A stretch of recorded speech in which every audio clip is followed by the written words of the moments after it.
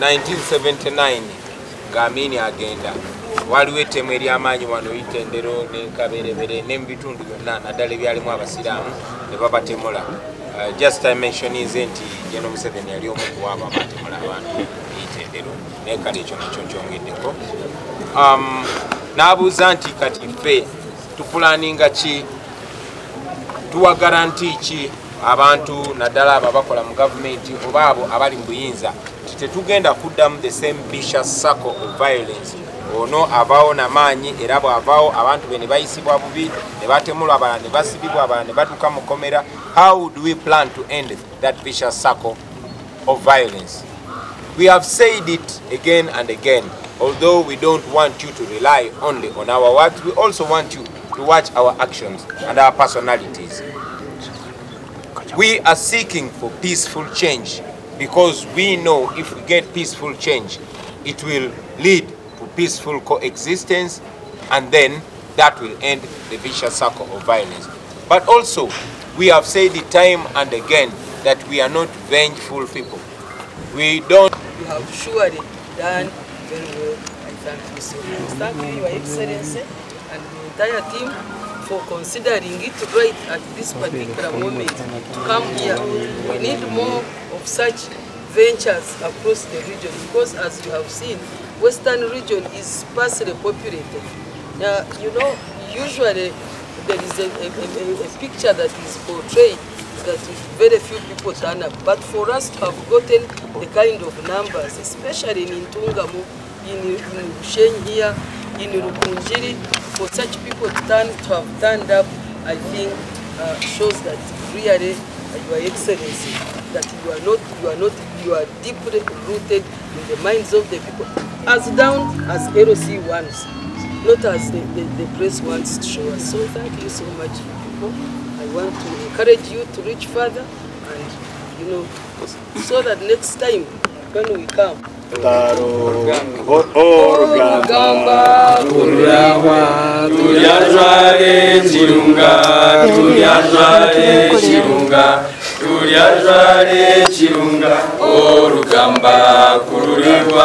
Tulyajwale chirunga, tulyashemerwa mu Ugandesya. People power, our power, our power, people power.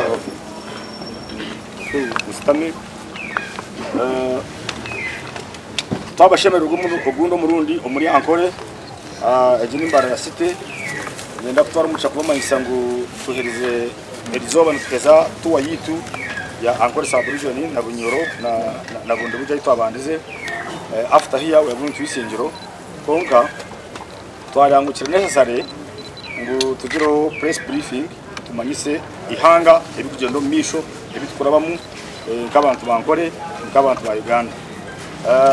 Without wasting too much of your time, leka mutwara umuco kunyanjore abembezi ba ari kwa nabo muri Ankole sub-region mu Western Uganda nani shaba mwemerere babarebeho nibabo abikora nabo bivuga tukamazina abo bire nicyo mutanga mu batubona people power, our power, people power, our power. Naenda kutwara umuco immediately kwikiriza niga kwakira His Excellency Robert Chagulanyi, and again I give you an opportunity to address the place. Thank you. Thank you very much, Comrade Momuza. Nimza kunyikiriza ngambo rujo abokuba nyende bichoke bindi to understand me. We thank our supporters, our members, and the entire population of Western Uganda of Ankole region for welcoming us massively, for turning up massively to listen to our message of change, our message of liberation. It has been tough, but we still move. As you noticed, we were blocked from accessing Bundibujo town. Our rally was blocked, even when we had fully booked the venue, bomber grounds in Bundibujo, and we had booked a radio station. We were only able to open our offices in Bundibujo and we turned back. However, we are thankful to the people of Bundibujo for welcoming us massively, and we promise them, we continue to promise them that we shall make every effort to come back to Bundibujo and address them in a big ground, that is Boma grounds, because we know that we are legally entitled to that.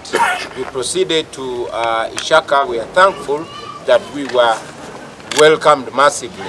In Ishaka, they did not block us from our venue, although they intimidated the radio station that was meant to host us. So we only had a rally in Ishaka, in Bushenyi, Ishaka, and we drove back. We are thankful for the support that those people gave us. We proceeded to Bukunjiri, as you saw, in-laws in Ntungamo. We appreciate the people of Ntungamo for welcoming us massively, for showing us a lot of support, and also we salute the management of Thunder FM in Rubare. We were meant to address people on a radio station in Bukunjiri, in Ntungamo, but we were blocked from that radio station after the management was also intimidated. However, Thunder FM in Ntungamo accepted to host us, and we were able to speak to our people in Ntungamo. In Rubare. We spoke to the people of Ntungamo from Thunder FM, which is in Rubare town. Now today, we were meant to have a huge rally in Isinjiro. But yesterday, we were called by the administration of the venue, and they told us that they only host NRM functions. We had booked the venue, we had paid for it, but they informed us that it is risky for them to host us.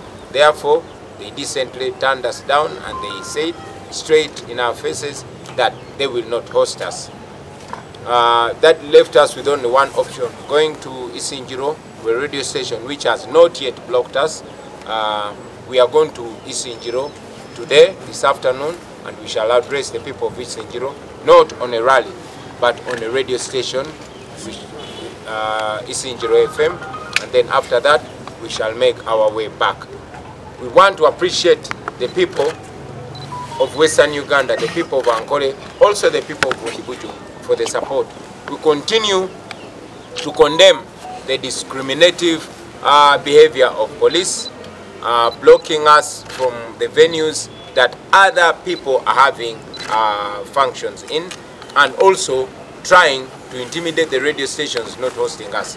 I think the police is committing crimes, because police is not supposed to be partisan, they're supposed to be non-partisan, and they're supposed to keep law and order, not to play politics. Okay. Nyankore ruche nizana kumixingamo Uganda. Nitusimamno nga abantu ba Ankole, abantu ba Western Uganda abo kutwachira namani nokutore ko rukundo nokutushajika. Tutungire bizibu bingi baturemesa okukora rally zitu venue zetubuchinjire.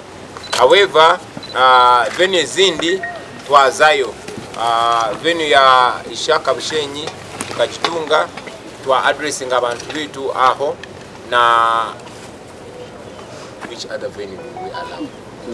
Kandi Rukunjiri twani twenda venue eriyo kumpi ni town konka echahe twatwa bukinge chahe konka polisi yaguruka yatubingayo yatusindikiriza hare mnonga omcharo nitusima abantu ba Rukunjiri bakumanitwe batusendekereza twagamba nabo muri ichahe cyo mcharo kandi babayo benji mnonga nitubasima mnonga mwe bari kutukunda mugumizemu nituza kutunga Uganda ensya sirumazeru. Yeah, so we are very, very thankful. We are strong. We are not giving up, and we encourage the people of Western Uganda and all people in all other regions of Uganda to stand firm, to stand with us as we pursue the change that everybody else deserves. Mwebale nyo mwebale yedala kutwagala nakenja uroni nyendo kusima mnonga abantu bantunga mwebale mnonga kutwachira mwebale kutwore ko rukundo mwebale konde gumeho basema nabanja. People power. Our power. Our power. People power. Yeah. Basebo ne banyabo tuli basanyufu nnyo okubeera wano mu Western Uganda. Tusima nnyo nyini abantu b'omu Ankole, abantu b'Bundi Bujo, abantu b'e Rwenzori olw'okutwagala. Twasimbula Kampala nga tugenda Bundi Bujo kwogera n'abantu baffe. Naye twasanga ekkubo liggale. Newankubadde twali twabukinga ekisaawe kya Boma Grounds. Newankubadde twali twabukinga radio station kwe twali twagala okwogerera n'abantu b'e Bundi Bujo. Poliisi n'amagye baggala ekkubo ne batulemesa okuyingira e Bundi Bujo. Twalina offisi yaffe nga tonayingira kibuga ky'e Bundi Bujo eyo kajje twasobola okuggulawo. Naye tuli basanyufu era tusimanya abantu b'e Bundi Bujo kubanga mwatambula olugendo olunene ne mujja okutwaniriza ku offisi era abo abatono newankubadde baali bangi nnyo naye mu maaso gaffe baali batono kuba tumanya abasinga obungi ate baali batulinze okwogera nabo ku kisaawe ky'Eboma. Twasobola okwogera nabo ku offisi yaffe era offisi ne tugiggulawo ne tusuubiza abantu b'e Bundi Bujo era tuddamu basuubiza titujja kujja e Bundi Bujo lazima twogere nammwe kifo kye twagala kifo ekinene buli omu waakolera enkuŋŋaana ekya Boma Grounds. Twavaayo ne tujja wano ne tudda Ishaka Bushenyi era twebaza abantu bayo okutwaniriza n'amaanyi. Wano tebaatugaana kisaawe kye twali tubuukenze era twabeebaza abapoliisi wab'Ishaka okukuuma amateeka newankubadde ate era baasibuka empisa ne batulemesa okugenda ku radio station. Kino baadde bagufudde muze okutulemesa okugenda ku radio stations. Bwe twabadde wano e Mbarara twali tulina okwogera ku Radio West basooka gamba abalala mujje naye Kyagulanyi takkirizibwa kujja. Naye ate Deputy President ne Secretary General baatuukayo nabo ne babalemesa okwogera eri abantu. Ekyo kiraga nti message yaffe bagitya nnyo naye message yaffe simbi ya nkyukakyuka ya Uganda empya egenda okuyamba buli omu ffenna tweyagale ate nga ffenna twenkanankana mu Uganda. Obubaka bwaffe bwakusiima twagala okusiima ennyo abantu abatuwagidde abavuddeyo okuyimirira naffe era tubasuubiza nti tetugenda kuva ku mulamwa. Olunaku lwaleero tugenda Isingiro. Tubadde tulina okuba ne rally ennene mu kisaawe Isingiro naye batukubidde olunaku lwajjo ne batutegeeza nti babatiisatiisizza era abaddukanya ekisaawe ekyo ne batugamba nti tebasobola kuteeka mukolo mulala gwa byabufuzi gutali gwa NRM mu kisaawe ekyo. Tebamaliriza nga batugambye tebagenda tukkiriza mu kisaawe ekyo newankubadde twali tukisasudde. Ekitulese n'ekintu kimu kyokka kyakugenda Isingiro kwogera n'abantu baffe ku radio Isingiro era gye tugenda nga tuvudde wano.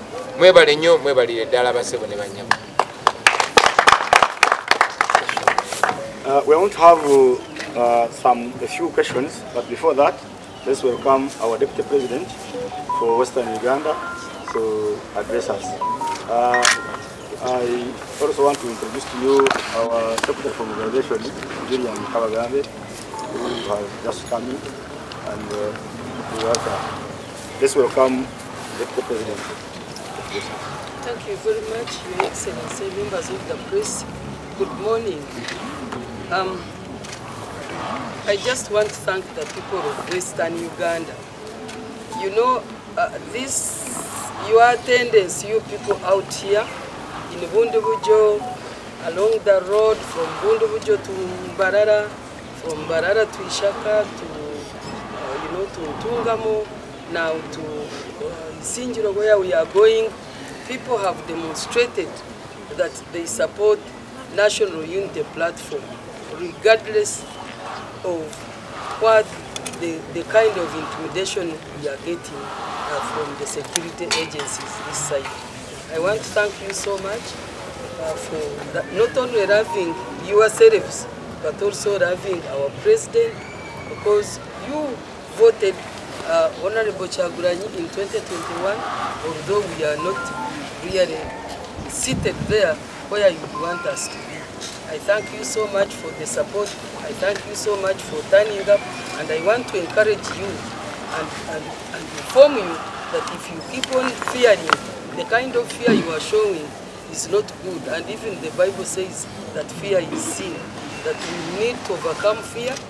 National Unity Platform is a legal party.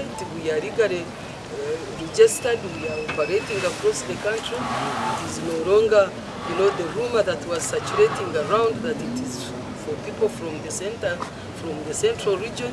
Now you have seen that all of us Ugandans are touched by the kind of predicament that other people in other, you know, districts are facing. So I thank you so much for coming. I thank you so much for showing the love, the kind of love to my president, and I want to encourage you to continue mobilizing. Each one of you gets 100 more people, 10 okay minimum. We shall definitely win the coming race for 2026. Abantu ba Western Uganda, mwebale muchikuke nyo.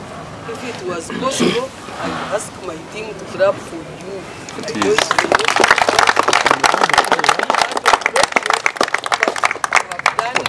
you have surely done very well. I thank you so much.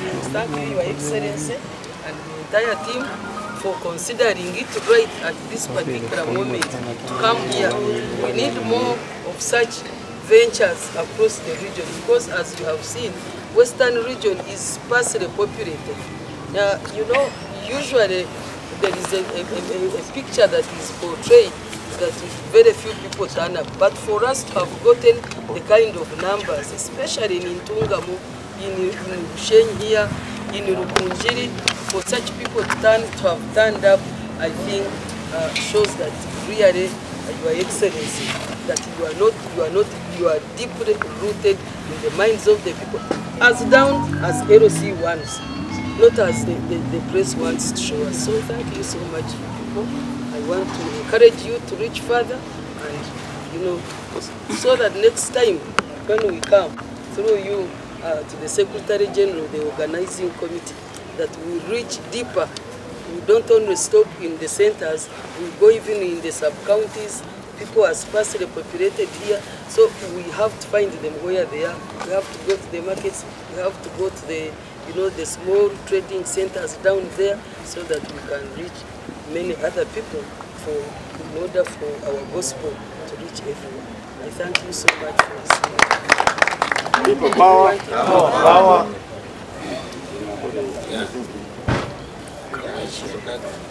In Nyankore, I'm not going to struggle with Uganda. It has been covered. So, ladies, abamina bachara, abantu bankore mwena, Your Excellency, n'abantu ba Western region, yenda kutwara umugishobozi, bazima munonga, ndukushaba timu yanje yinkora nayo, yebembirwe mobilizer witu wa Western Uganda, mchara Julian Kabagambe, Bright Muhumuza na timu yona, babatero mu ngaro abo kuba mukino gize murekere muranga kandi wayorekensi yona ngo omukundwa witu owekitini Robert Chaguranyi n'ekibina kitu cha National Unity Platform ebicyukora bya Buganda yonka uko kwesi yabene tubeha kuyaho neimwe abantu ba Western Uganda ngo nimwe bakora bakwataho kandi nebikufa mu banyayuganda bona nimwe bakwata mwebare mnonga mwebare kwija nimbendeza buri muntu wena each one of you out there uriyo maronda abantu 10 starting from your family ora boryo mnyeto tell your parents get your 10 brothers and plus cousins ora boryo mukazi convince your husband abaguragurisi nibo bakukira kutina mnonga mwiyeho boba ni manyangu batwisize mbundu batwiso kukoma batubingo myanya kire. We were denied all these other convenient places ebishayi nk'ekishayi cha amate batubinga by intimidating abantu. Stop fearing intimidation. Imwe you venue owners abine myanya abine amahoteli mureke kutinda abo kuba Uganda yona neyende mpinduka kandi kutukuhinduka tutukuza kuhindura abantu abakutosha bonka kwiyaho nimwe aba business nimwe abashomesa nimwe ba doctors even the professionals. So mwebare mnonga mwebare kunda president wanje ntubaraganisa ngo ntuza kubashango myanya yoko omumaduko ko yimuri omubutare no mbikomera ntuzaguma ntiko myanya rero bwanyu mengiri yempinda hinduka ningashe ya Uganda nsiye nungere kutukwata aho twena inama rwara amashomero nebindi ebirungi neza kutuka mwebare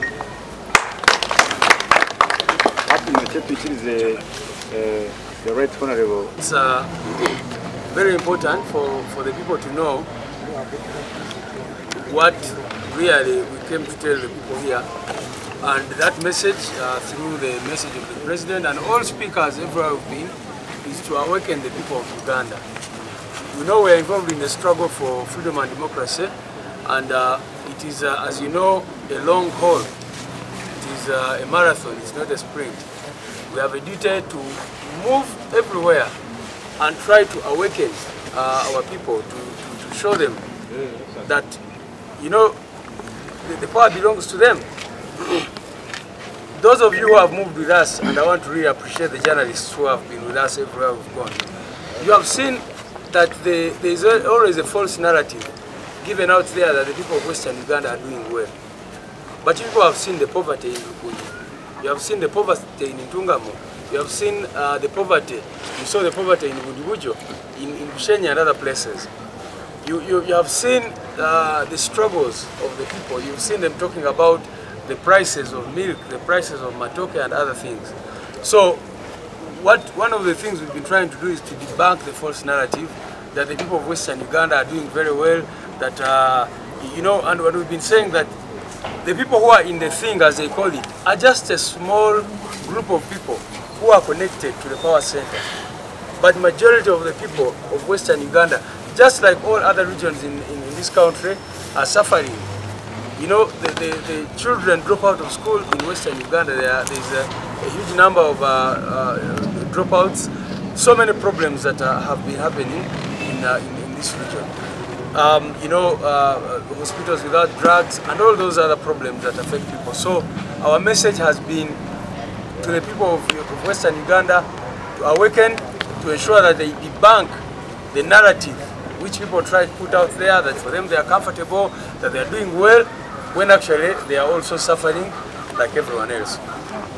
Message tulese wano Western Uganda ebade yakuzukusa abantu baffe. Waliwo abalowooza nti abantu mu Western Uganda bali bulungi nnyo. Ekyo nno si kituufu, wabula waliwo akabondo k'abantu abatono. President agambe njogere olunyankole naye manyi nti ngenda kuzimikisinga. Waliwo akabondo k'abantu batono nnyo be bali obulungi. Naye abantu baffe abasinga ne wano mu Western Uganda ebizibu ebayitamu, ebizibu abantu b'eggwanga lyonna be bayitamu, ne bano aba Western Uganda babiyitamu. So message yaffe gye tubadde tubaleetedde okusinga kwe kubazuukusa ne tubagamba nti obuyinza be babulina. Tebalinda muntu yenna okuva ku maazi oba okujja banunula, wabula bakimanye nti bo bennyini be balina okulwana nnyo, benunule twenunule ng'eggwanga, tusobole okubeera mu ggwanga eryeyagaza. Niyo message yetuleetera abantu ba Western Uganda okubagira ng'ekyokubanza abantu ab'ingi okwo ne bantu bateekateeka ngu waba oli omu Western Uganda iyo nooba oli gye munonga. Abantu nabo bali okwo ne bagira ngu okuba oli omu West ne bakuleetera kacaayi mu kasheshe, omwabazi bakuleetera. Mwena abantu ne bateekateeka ngu abantu bali gye munonga. Abantu bagira ngu ne batungayo na ka allowance. Bagira ngu ne bawaayo omushahara. Konka waza muleebere obuwolo buli omu Western Uganda, tukaba Rubundu bujo okareeba abantu okuba lukunyangarira obuwolo buliyo, mwaleba abantu ba Bushenyi obuwolo buliyo n'okushobanjirira naki. Twarigayo twaza Rukunjiri mukareeba abantu aba Rukunjiri ebizibu balimu, bo benyini bakabagambira challenges ezibaine na munonga emihendo nourishing prices z'ebintu ebibali kuhinga z'amate n'ebindi k'ebyo ebitooke naki okushanga ekitooke omuntu nakigura 20,000 kandi Kampala oshanga kire ky'emitwalo 3 n'ebintu ebindi k'ebyo. Mbwenu abantu abakwasire ensintu naka group kache konka abantu abingi n'obakawa Western Uganda nibabonaabona nabo nk'abantu aba nabo ekyo butumu butubaleetire bwenu bagira ngu balijeyo bakole n'amaani babaase nabo okutaho omusingi akitiriyo ntugeza okukola ekyokucungula ensi yetu Uganda. Ebitirabire byonna mwabihurira ba RDC n'ahandi bari kutangira okureba ngu twakola ebitwakola ntukola aho parties ezindi zona ziri kukola activities zabo kuba kureba NUP bagira ngu mwima ba NUP nimuteka okuza kilometers 8 omumisho mumpulisi namwe n'abisingiro mwana mwenda lwale abisingiro mumutwale kilometers 8 kuliko mu town hata babuuza nangona ntunga meje bene twakola ulimwa ndio kuwana kwa mani no abo bakaba tulo mu kyalo zene to abantu kusunga mu ntungamo ekabiri hagati ya town bisha baja mtumu kubasa kora kandi babantu abantu bari gukora obutosha bagenda bakozesana mukama weje venue yahandike bara yagira ngo abanyowe tindi kwa manyangu venue yaje najibiha ati mbwenu nichoreka ngo abantu batitina munonga ndibatina national unity platform haza omuntu yaba nakutina nijo njene niwo moleke waka ekirukweta waka mulije mboleke ngwe kimukutinda n'ekyamazima nabo ekyo tulije twena twerwaneho tubase kuchungura ensi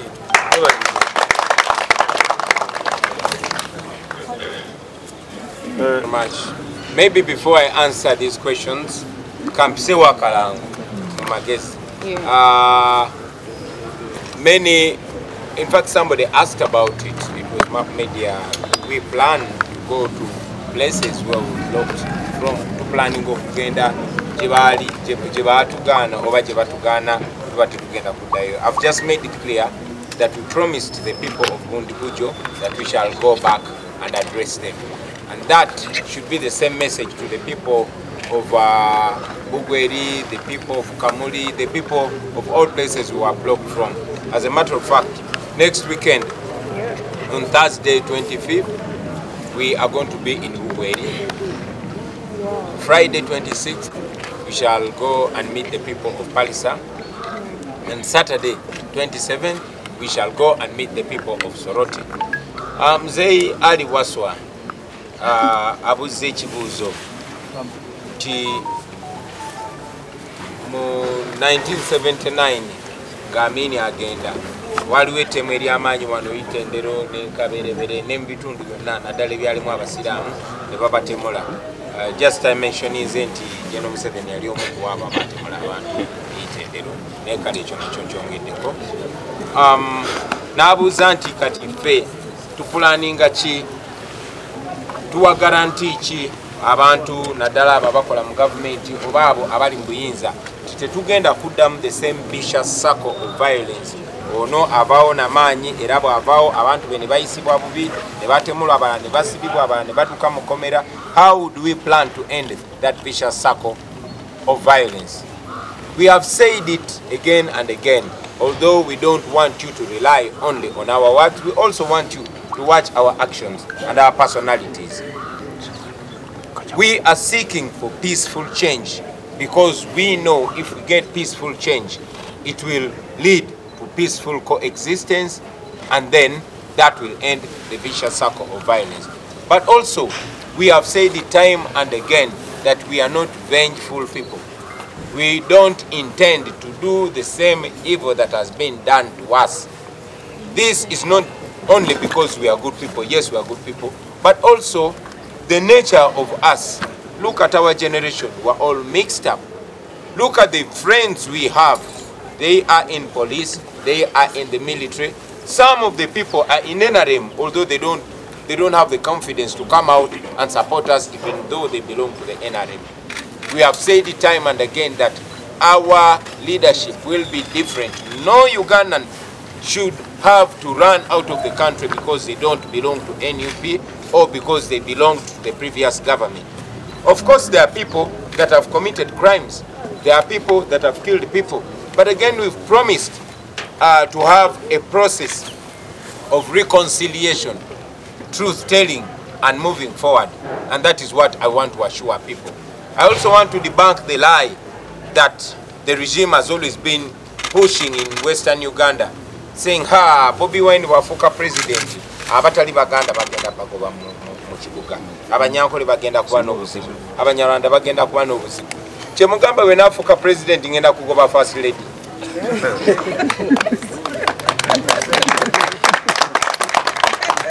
Kye mugamba bwe nafuka president abaana first lady bazadde bajja kuba tebakyali baana bange. Kyogamba nafuka president mujja kuba temukyali bakodomi bange. Munjagadde nga nkyali yala nga nkyali mu banda. Kigeza mujja kunjagala nnyo nga ndi president. Nange mbaagadde nnyo nga sinabeera president ate bwe nabeera president era abantu b'omu Western Uganda mufube mulabe nga nfuuka president. We are a different generation. We don't want to live in the past. And I want to send confidence to all the people, not only in Western Uganda, but all people from different walks of life, especially those that don't belong to our party or that don't politically associate with us. We want freedom for everybody, and I want to guarantee safety for every Ugandan. Chija kuba chanjawulo. Nobody has reason to fear. Nobody has reason to worry. We should have reason to worry because we shall not condone corruption. We shall be against corruption. We shall be against wrongdoing. I thought it's important to mention that.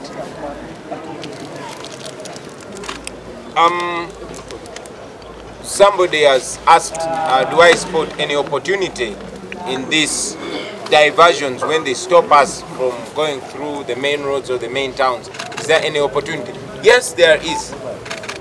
For example, in Rukunjiri, when they pushed us out of town and denied us the opportunity to hold our rally in town, they pushed us in the village and it made us see the bad roads. It helped us to see the poverty that people are facing. And even people that were otherwise scared to come to town were able to interact with us. So yes, there's an opportunity and we shall always embrace that opportunity.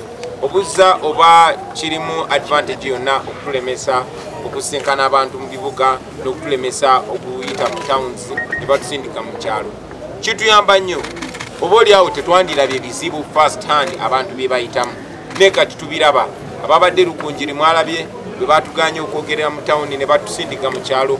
Mweke nnyini kuba bwe tubeera ano abantu abali e Buganda oba abali e Busoga oba abali Acholi bo bagamba nti ne mu Ankole baliyala. Tebakikiriza. Nga Secretary General bw'ayogedde balowooza nti mwe muli mu kintu. Naye bwe tugendayo ne cameras ne mulaba obwavu n'okubonaabona obuli eno mumanya nti nabo tebali bulungi, ffenna tulina ebizibu ebimu era tulina okwataganira wamu ne twagalana ne tukolagana ne tukyusa Uganda ffenna. So that's an advantage. Ne tekitegeeza nti batulemesa okugenda mu bibuga.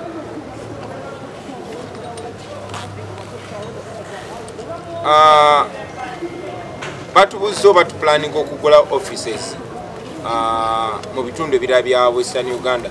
Definitely twaguddeyo office yaffe Bundi Bujo. Bwe twabadde entungamo yesterday batusabye office. In fact bagisabye na Katonda kubanga yasabye mu ssaala n'agamba Mukama tukwateko tubawe office ya NUP. Era mukigenda kuleeta buzibu na poliisi ne bagamba tukumamu abantu omuliro. Naye poliisi tetukweka bintu bye tubagamba. First of all twabagamba mission yaffe yakujjako Museveni mu ddembe. Era ne president ne tumubalaga era ali mu kwogera namu. Ogoozi tegwina kuba musa.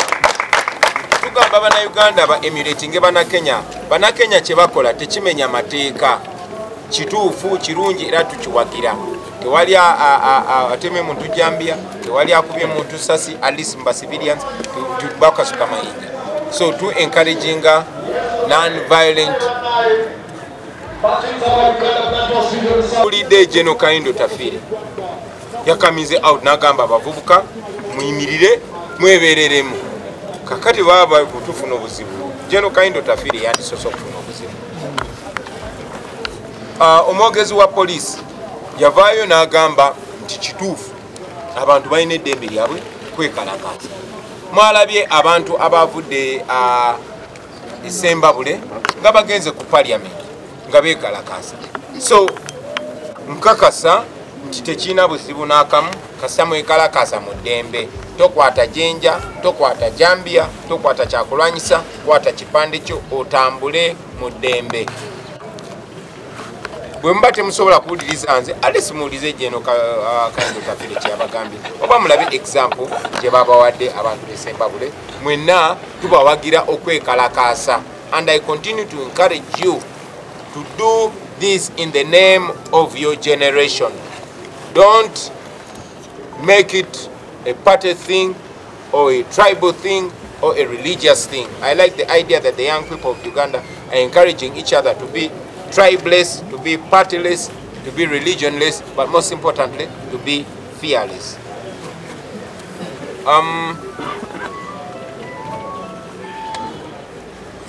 Supreme Court ordered for those reforms in 2016. But we are in a country that is lawless, that has no respect for the rule of law. None of those reforms have been implemented. Now the only changes they want to do is to change the constitution and take away your right to vote president. Unfortunately, they use underhand methods, but everybody can see through that.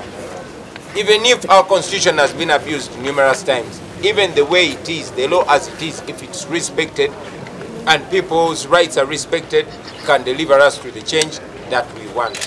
Finally, kisemberayo ddala kyesayogeddeko ate ng'ebibuuzo babigaddewo mwalabye nti okufaananako ne venues ebaze batugaana ne batulemesa lukunjiro kwesa venue gye twagala ne batugalirawo venue eyisinjiro. Mwalabye nti nga 22nd omwezi guno tugenda kweza emyaka enanga NUP. Naye Kololo airstrip is a national space. Various people have used it, musicians, crusades, political functions and all that. But we asked for Kololo, and as you saw in the letter, they told us it's under construction. Interestingly, there was a function last week, and if you look closely, there might be a function next week and the week after and another week. So it's only under construction when NUP asks for it. What a shameless regime. Twasaba ekisawe ky'Ekololo nga twagala kujagulizawo emyaka ena ejja NUP. Naye nga bwe baze batulemesa ebisaawe ebirala byonna unfairly. Bwe twawandiise abaddukanya ekisaawe ky'Ekololo airstrip batugambye nti waliyo okuzimba okugenda maaso n'ensonga eyo, n'olw'ensonga eyo tebajja tuwa kisaawe ekyo. Naye muze mulaba nga wabeerayo emikolo wiiki ewedde, ndowooza wiiki ewedde oba ennaku ntono eziise wabaddeyo omukolo ogwa Museveni. Nkakasa ne wiiki ejja oba akaseera katono mu maaso, wiiki ntono mu maaso, wagenda kubeerayo emikolo emirala. Wagenda mu maaso n'okuweebwa abantu abalala okukolerayo emikolo, naye NUP bw'eba eyagala okukozesaawo bwe bagamba nti bali mu kuzimbawo. Ekyo kyongera obbalaga bantu ki abatufuga, kyongere n'obbalaga lwaki twetaaga change. Thank you very much, ladies and gentlemen. Ndowooza kati ne bwente. People power, our power, people power.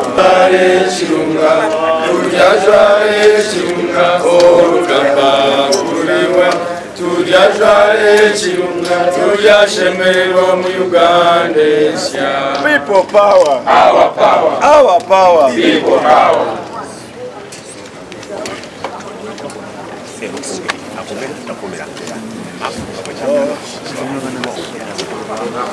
Abakibiina kya NUP bonna Uganda tuli mu Western Uganda lw'embeera y'okulaba nga tunoonya obuwagizi obw'ekibiina kyaffe era nga bw'oziwulira nti waliwo bulungi obuwagizi bwaffe mu Uganda yokka naye tutuuse mu West ne balaba obuwagizi bwaffe era bwe balabye nga obuwagizi bwaffe bungi ne batandika otulataataagalira tebaagala kati tubeere nga tusinkana abantu. Message yaffe gye tuwadde abantu mu Western Uganda bagitidde. Message gye tuteekinze era eggwanga lyonna n'ensi yonna balabye nga tuyinza twagizibulibwa. Kati baagala tugende mu maaso y'ekisinjiro, kati baagala tukube bukumi wano olwaleero, tebaagala tweyongereyo. Tukola venue yaffe bagisazizzaako, tebaagala tukole processions ne radio yennyini tebaagala naye nga ababiri emabega oyo simanya omusajja wa Museveni lwamirama ababirimu ebyo tebaagala tugende tulabe nga tubuusa abantu b'ekisinjiro kubanga bannabyabufuzi bonna bonna baziba bagana okugendayo. Naye kati ate ffe balaba nga ate ffe tulina amaanyi mangi nnyo ensonga kye batusitopinga kubanga waliwo generation y'abavubuka nze benkulembera mu NUP. Kati abo abavubuka babatya nnyo kubanga balina amaanyi, baagala okwebereramu, baagala bakole ebintu, bali inspired by our president Kyagulanyi Ssentamu. Kati baagala batusitopinge naye njagala okubawa message emu nti we are unstoppable, we cannot be stopped. Tukomya ate gye tukoma okweyongera amaanyi. Olowooza twagala tusinkane bantu naye ate tukituwa amaanyi, twagala twogere eri bantu ate kyo tutuwa amaanyi kuba abantu beebuuza lwaki temwagala boogere naffe ate kitwongera amaanyi. Kati kyonna kyonna kye bakola eno generation eri unstoppable kye bakola kitwongera amaanyi. Kati bo tebalina kyakukola okuleka okulaba nga tusobola twese eggwanga lyaffe tuteeka president Kyagulanyi tuli bantu abedde, tuli bantu abassa ekitiibwa mu mateeka. Ffe tetulina kintu kye tukola kiri wabweru w'amateeka, wabula ebintu bye tukola byonna bibeera biri mu mateeka. Poliisi yekola ebintu ebitali mu mateeka. Poliisi otugaana okwambala enkofiira yaffe nenga nti tusimanya y'amagye, ab'amagye tuyingirira ne batwala abantu baffe mu court martial, byonna bimenya amateeka. Tewali lunaku na lumu lwe tugenda kukwatagana n'abantu b'amateeka. Tetusobola kukwatagana na poliisi ng'emenya amateeka. Ebintu byonna bagamba amateeka gonna kasagabanga si malambulukufu nga si bituufu temubigobereranga. Yaffe tetusobola kubeera bintu bimenya amateeka, era ffe tubyambala bulungi nnyo. Eno kumbati yange gyambala bulungi nnyo, olwo ogirabyeko era weeri bulungi nnyo, era kyenebifanantekako era ekitali mu mateeka sisobola kukyambala, sisobola kwambala bibomboola, sisobola kubyambala kubanga mmanyi nze siri mujaasi, wabula nze ndi mulwanyirizi wa ddembe. Bino ebyambalo byaba freedom fighters, not soldiers.